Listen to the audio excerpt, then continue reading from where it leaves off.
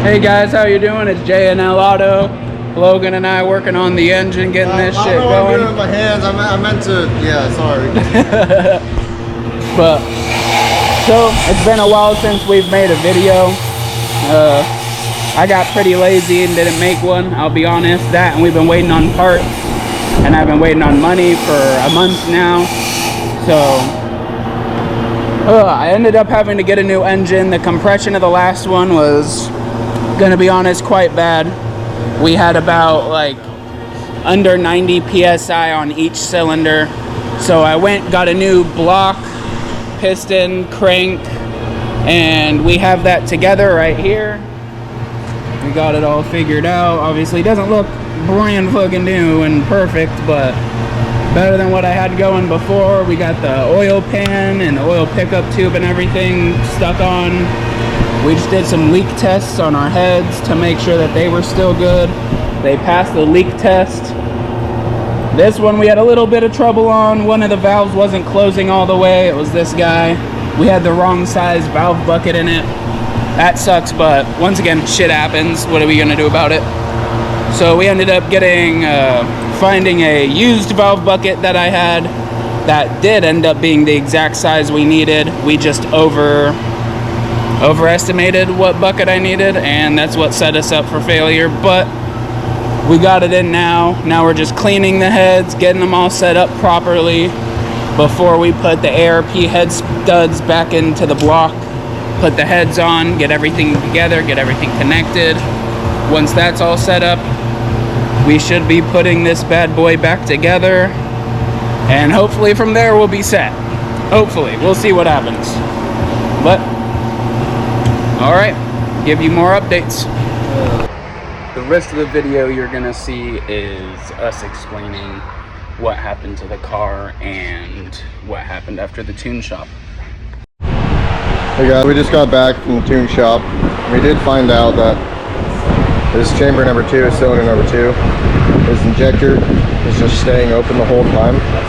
It's stuck open, and so it's just pouring shit tons of fuel in that cylinder, and it's washing it out as it's trying to lubricate itself. It's washing it out, so it's not creating any compression. So it's only running on 3 cylinders right now. And we were able to look inside, look at the cylinder walls, and they're still, got pretty good cross hatching, and there's no scarring or anything like that, so it wasn't for too long. But that's one of the issues. And then the mass airflow sensor needs to be replaced, and this O2 sensor needs to be replaced because the wires are ripped. And then after we do all that, we'll double check the compression after we try and fix that. So I have a spare set of 750 Deechworks injectors, and we're going to find out the one, I believe it's the one back here. You got one up here, one back there on both sides. The one in the back. I'm going to try and see. I'm going to test those that were in my car before, because I got the 1050Xs in mine now. I did have the 750 Deechworks that he has in here that were in my car too, but I swapped those out. And so I'm going to test those and make sure none of them are stuck open. They're free flowing, and they're, nothing's wrong with them. And then there isn't anything wrong with them. I'll put one in there, replace the one.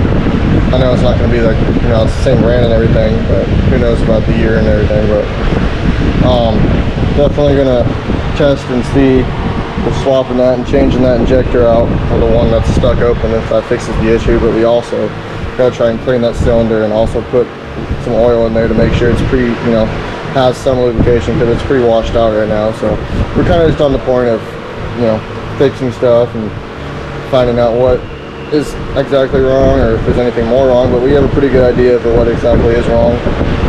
And so that's the wrap up for right now, why we couldn't get it tuned. So just that mass airflow sensor, that O2 sensor, and we got to figure out why that injector is staying open. But so that's what we're gonna do. All right guys, little update. So we got the timing cover off, we got the radiator out, we're checking out what's going on. The compression is not so good, it's not looking great. We have 30, 60, 90, 60 on all 4 of my shit. So what we're gonna end up doing, now that we just checked that our timing belt is in time and everything's timed properly still. That's not the problem. We're gonna start digging deeper. Woohoo! Most likely gonna need a new engine, but it's a part of the process. Let's do it. What's up, guys? How's it going? Just got done pulling this motor out. This is just easier, you know, be able to tear it down and look at it. Take the heads off, stuff in the motor, but it's just, you know, better to just pull it out. So got it out this afternoon. Next step is we're just gonna start pulling it apart. And, you know, it might need a rebuild or just get a new motor and keep this as a backup to rebuild or whatnot. So that's what we're doing. I mind the mess, power steering fluid, but she's out.